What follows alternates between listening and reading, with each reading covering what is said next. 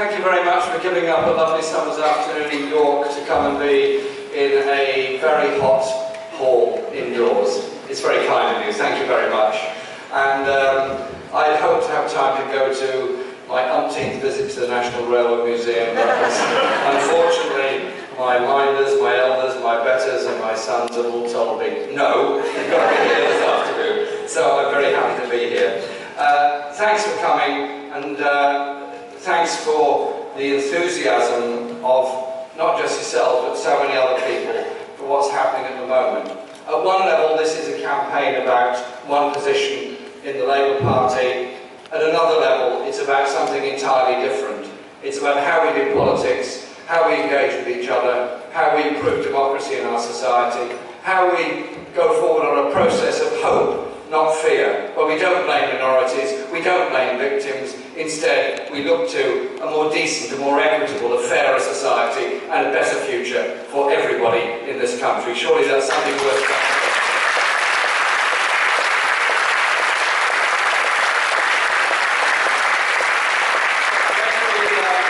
When we started this campaign, it was in strange circumstances.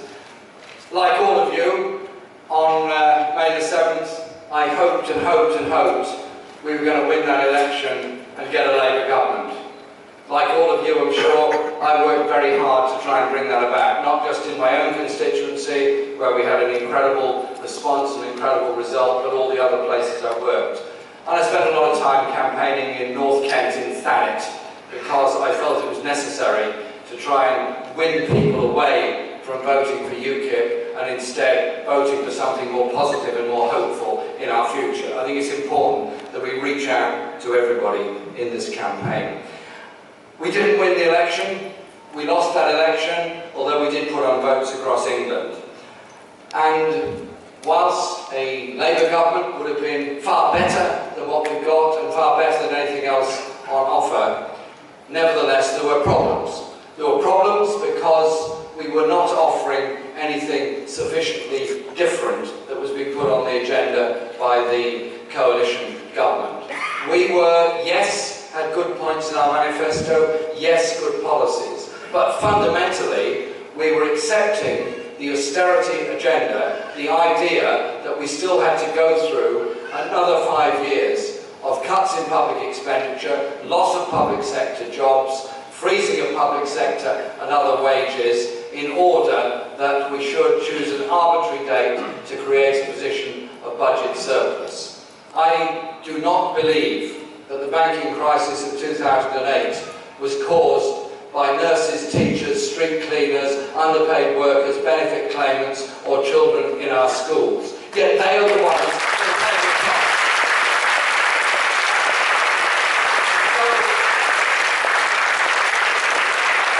We have to analyse what happened then.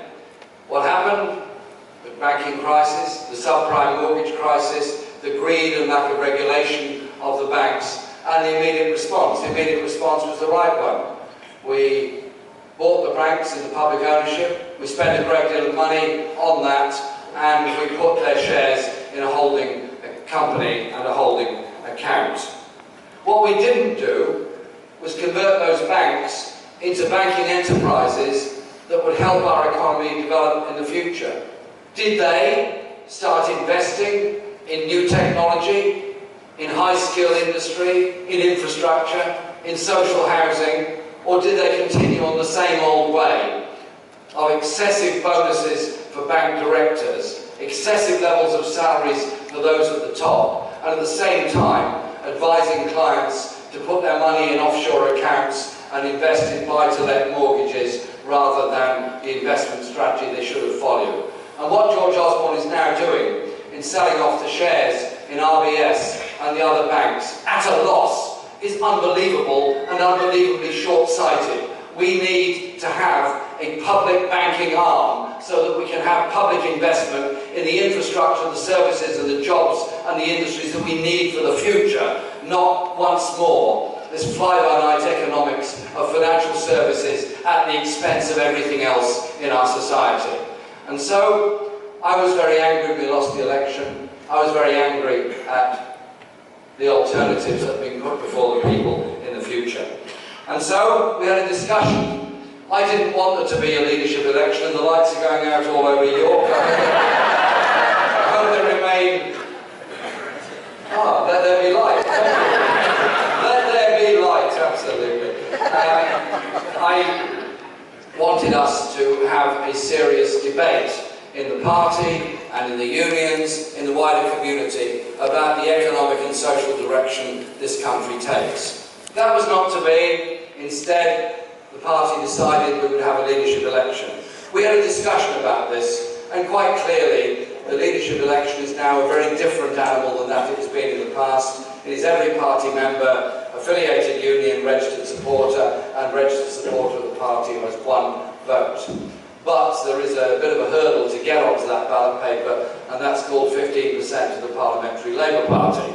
And we recognised there was going to be difficulties. Colleagues got together, discussed the importance of having this kind of optimistic debate, and I was asked to put my name forward, and we got 11 nominations, went up to 12 when I nominated myself, and then it went up a bit further, but we had trouble getting there, and I don't deny that. And so I say a big thank you to parliamentary colleagues who don't necessarily share our analysis of the world and its problems, but recognise there had to be that discussion, that debate and that choice. I also say a big thank you to all of those people that got on text, social media, email and everything else to encourage Labour MPs to nominate, to make sure there was this election process. And finally, with 2 minutes to go, we got there and got the 36 signatures. Since then, it's been very, very interesting. Very interesting because there's been the opportunity to challenge this austerity agenda, to challenge the idea that you blame people who are legitimately claiming benefits as though they somehow or other the cause of the economic problems of this country, to challenge much of the militaristic agenda of the past and our far too close a relationship with the US military and its objectives. So there's been and is and continues to be this incredible movement and debate. The numbers of people coming to these events is truly astonishing. I'm really surprised by it. A week ago, last Saturday, we had 1,500 people packed into a hall for 800 in Liverpool. It was very hot, I have to say. But every one of these events is well oversubscribed because people do want the opportunity to do some kind of alternative way of doing politics. And I say it's not complicated. The alternative is quite simply this. I think people are totally bored, disengaged and alienated from the politics of celebrity personality and personal abuse, where A calls B something nasty, B calls something C even nastier, D calls B something really bad, and B hits out back at A and then hits back to C. By that time, the entire public, apart from those late-night watchers of BBC Two, are totally bored by the whole thing and totally turned off by it. What people want to know is, what kind of democracy we live in? What kind of opportunities have they got? What kind of ways can we go forward and develop from there? And so, whatever is said about any of us, we don't respond. We make no personal criticism, we make no personal remarks. I don't care what is said by anybody else.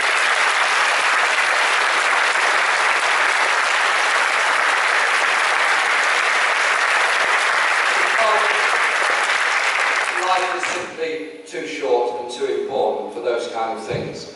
And so we, and there's a whole bunch of us now, have set out a number of policy areas. Every document we produce is an open document. Our website is open.